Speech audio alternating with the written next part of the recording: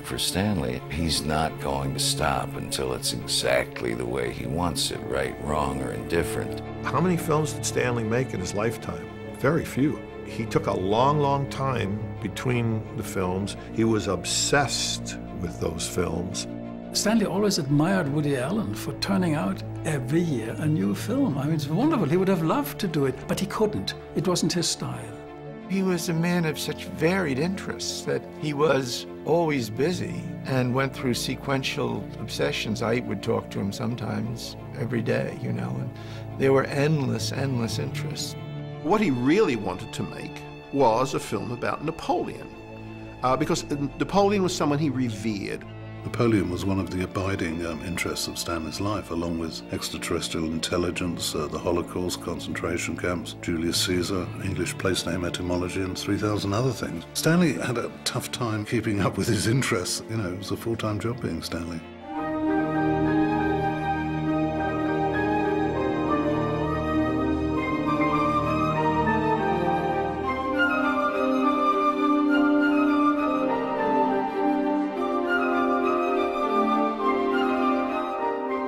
He is considered by many the greatest film director the medium has ever known. Yet in a 45-year career, Stanley Kubrick's films number only a dozen. That he strove for perfection is well established. What is less known is that he lavished years of energy on several films that never saw the flickering light of the silver screen. The most famous of these, AI, Artificial Intelligence, was made by Steven Spielberg with Kubrick's blessing. But there were two other films that came tantalizingly close to creation.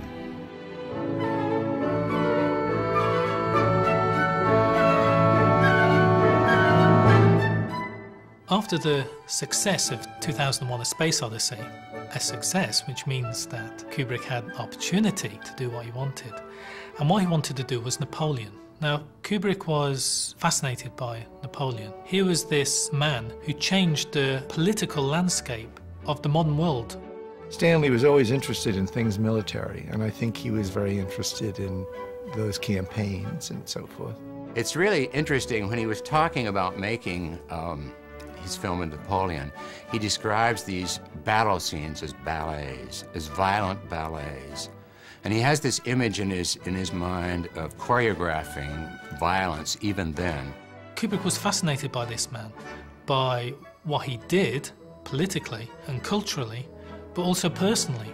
Kubrick wasn't just interested in the big fight sequences, the big wars. He was interested in what Napoleon did the night before. And usually it was paperwork, because you don't run an empire by telling people what to do. You've got to do the paperwork. And I'm sure that aspect of Napoleon appealed to Kubrick, who did quite a lot of paperwork himself. He compiled a screenplay, which is very interesting because it is not entirely about Napoleon as a military genius. A lot of it is about Napoleon's early days when he was in Paris and he was the protege of various other rich and influential people. And there's an enormous amount of sex in it, which is surprising. And the descriptions are all of these women with décolleté gowns and people having it off in closets and so on. And the battles, of course, take place, but it's not like a film like Waterloo. Bold, brilliant, and exacting, obsessed with detail. The phrases have been used to describe both Napoleon and the director who yearned to tell his story. Well, it's an easy parallel to make. I don't know if it tells us much about Stanley or Napoleon. Napoleon also had a technique among his staff, which was that he would rotate them in and out of his regard. So one week he'd have one favourite and he'd defer to this person and give them all the good jobs. And then the next week this person would notice they were pushed a little to one side and someone else was being brought in. And he would rotate these people all the time so that everybody was on tenterhooks and everybody was desperate to do what he asked. In fact, the thing you heard over and over again in the Kubrick unit is, "But what shall I tell Stanley?" Napoleon would have been a very, very typical Kubrick film. His downfall was self-inflicted. Now, he was a man who was enormously gifted for his job. colossally successful. From a small officer who came from a foreign country, namely from Corsica, and was trained in the south of France, he crowned himself Emperor of France in 1804. Now, this is just quite astonishing. And this man, however, in the end, was governed by his emotions more than by his intellect. And this is an old story of Stanley. This is this conflict between emotion and intellect. As with any Kubrick project, the first step was to accumulate exhaustive and meticulous research. He had teams going around all over the place, gathering up huge quantities of visual material, documentary material. He sent off Andrew Burke and his assistant to Paris to find actual artifacts of Napoleon. Andrew arrived with notable ill-timing in May 1968, at the height of the student revolution. So they're walking around in the streets with, cars on fire and police shooting at students and so on, looking for Napoleon's portable lavatory. So obsessive was Kubrick that Andrew brought back a sample of the earth of Waterloo so that wherever they recreated the battle, they could do it with exactly the same colour earth. He bought thousands of books in every language about Napoleon, everything he could find. Now, there's research and there's research. Now, Kubrick got it to a point where he had a filing cabinet full of cards, and on these cards were every day of Napoleon's life. He could pick a card and he would be able to tell you where Napoleon was, what he was doing, why he was doing it. That's the level of research, detailed research, that he did on Napoleon. One of Kubrick's challenges in developing the project was realizing the enormity of his vision within the confines of a realistic budget. Well, he had designed it so that it was reasonably inexpensive, considering the fact that it was Napoleon and had vast battle scenes. And so what Kubrick did, he came with this great idea of having paper costumes. So you would have like 4,000 people in proper costumes, the people you would be able to see. But in the background, you would have 10, 20, 100,000 people in paper costumes. And so it would just be a disposable costume. And he did camera tests on these to see how they would register. And they looked just the same as a normal costume close up. One of the problems with doing Napoleon the way Stanley wanted to would be access to these great rooms at Versailles and things like this, which nobody's going to let you shoot in. And so he realized that with the front projection, the technology we had used for 2001 for the ape sequence, he could use that same technology and be able to tell the story of Napoleon like it had never been told before. Because you could be there at the Battle of Austerlitz, you could be there in the Hall of Mirrors of Versailles. So he was very excited about that. In the late 1960s, Kubrick saw an actor he immediately realized would be perfect to play his Napoleon.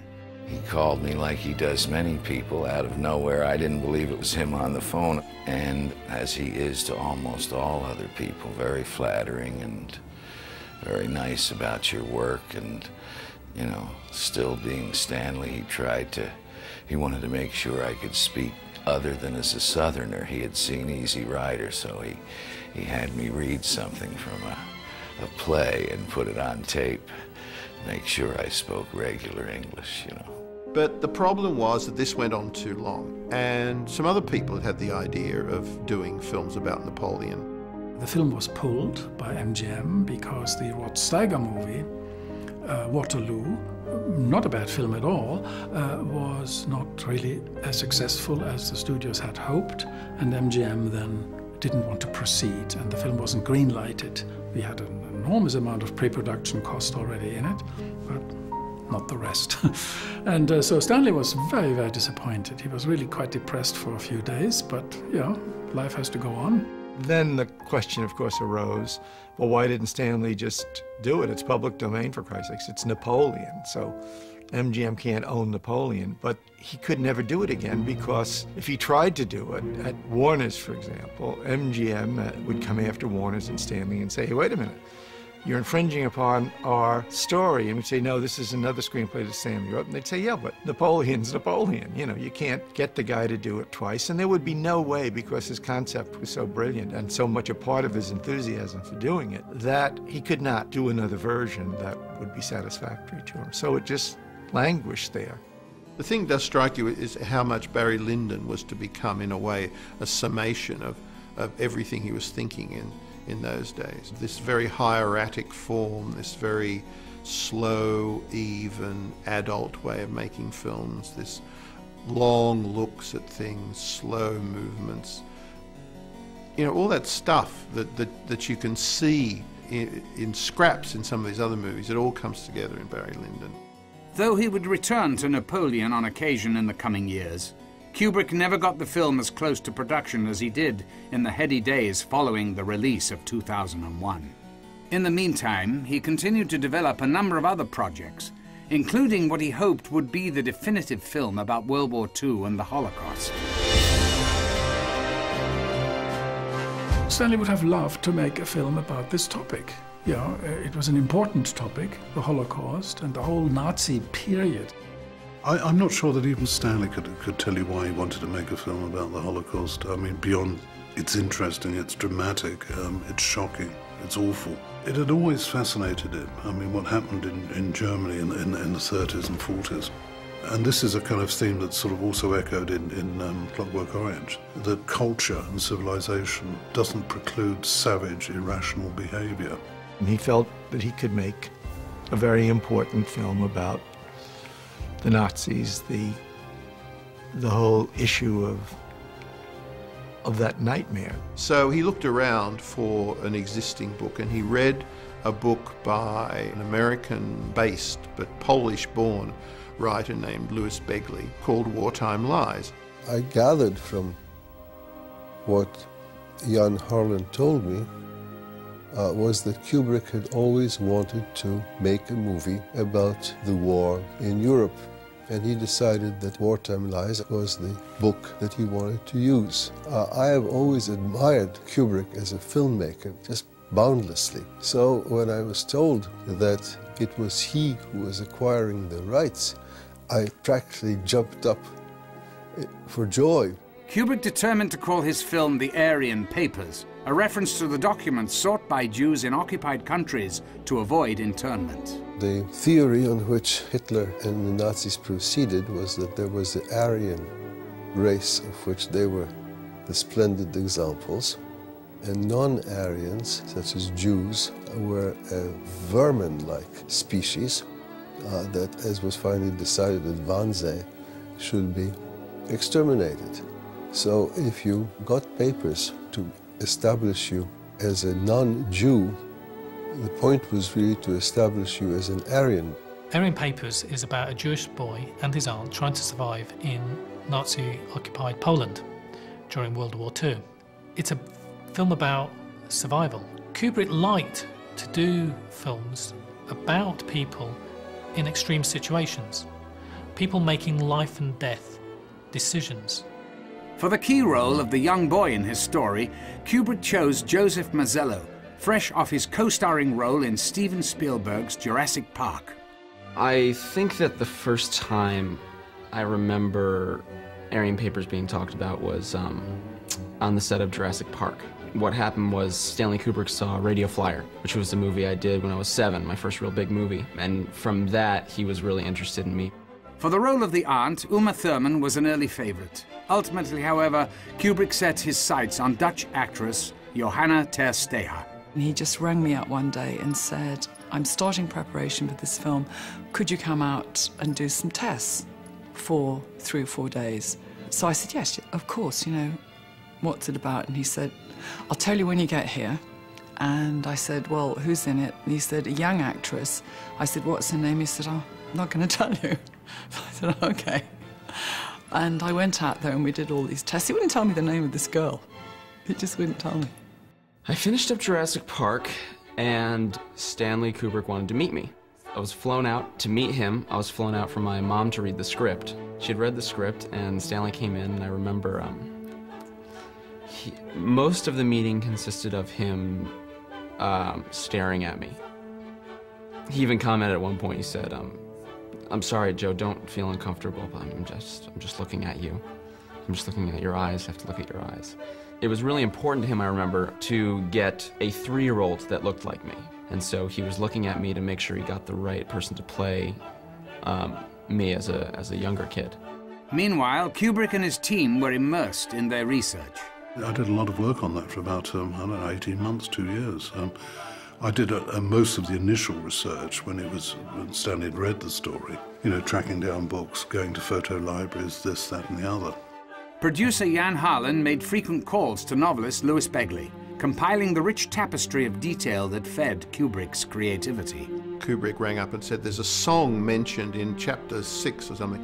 What is the song? And Begley, who's a very, very formal lawyer, had to sing the song down the telephone lines so it could be transcribed by Kubrick. Teams were dispatched throughout Europe to scout locations. We went mainly into Czechoslovakia, found some wonderful locations. A fantastic town on the border with Poland that was still bombed. It was perfect for a bomb town. And then we went over to Aarhus, and it was perfect. We found wonderful apartments. We found this old army barracks that had it had a stage with a dirt floor, so we could have built forests and things in there. It had offices, parade ground you could use as a lot and build streets, whatever, you know. Everything. We found everything. He began researching in Denmark, went to the Danish Film Institute, acquired enormous quantity of films of the period, documentaries and dramas, started looking for people to play in the material, brought in huge quantities of papers. The mayor of Aarhus, I think, wrote him a letter of warm appreciation at the expectation of a lot of work coming to the country, little realizing that Kubrick would never have shot there at all. He would have recreated it. We were as far as getting permission from the city of Brno to have the trams from the tram museum on the street for a weekend, to close the center city for a weekend and have Nazi flags hanging down the buildings and all this. As pre-production dragged on, Kubrick was in danger of losing his young star. The film kept getting pushed back, and I did another movie called The River Wild, where they wanted to darken my hair. And this is how close we were to really doing it, is that they wanted to darken my hair, and somehow his agent got wind of it and told him, and he called the production and said, "You cannot touch Joe's hair." And so for a while after I was signed to do it, there were negotiations between the movies that I was doing and him. As with Napoleon, circumstances beyond his control forced Kubrick to abandon the Aryan Papers and move on to other projects. Schindler's List came out. We had a similar topic, and Warner Brothers, Terry Semel and Stanley decided not to come, you know, a few months or a year after Schindler's List with a similar film. We had been burned already on Full Metal Jacket because Platoon was ahead of us. And it was an excellent film, Platoon. So, and you know, normal moviegoers, they don't want to necessarily see 2 Vietnam or 2 Holocaust films in one season or whatever. So that was the reason why it was postponed. In fact, we got to the point where Stanley had to say yes or no to shoot the film. Suddenly, Anya, his middle daughter, got pregnant, and I said to Phil Hobbs, who I was with, that's the end of this film. Because Stanley would go nowhere without Christiana. Christiana would stay with Anya. So I said, we ain't going to do this film, Phil. We know we're not. But what put it over the edge, ironically, is that Jurassic Park came out. With Jurassic Park, Stanley Kubrick saw how technology had advanced, and he said, well, I think I'm going to do AI instead. Ultimately, Kubrick turned AI over to Steven Spielberg, focusing his own energies on Eyes Wide Shut. It was during the final stages of post-production on that film that Stanley Kubrick died on March the 7th, 1999.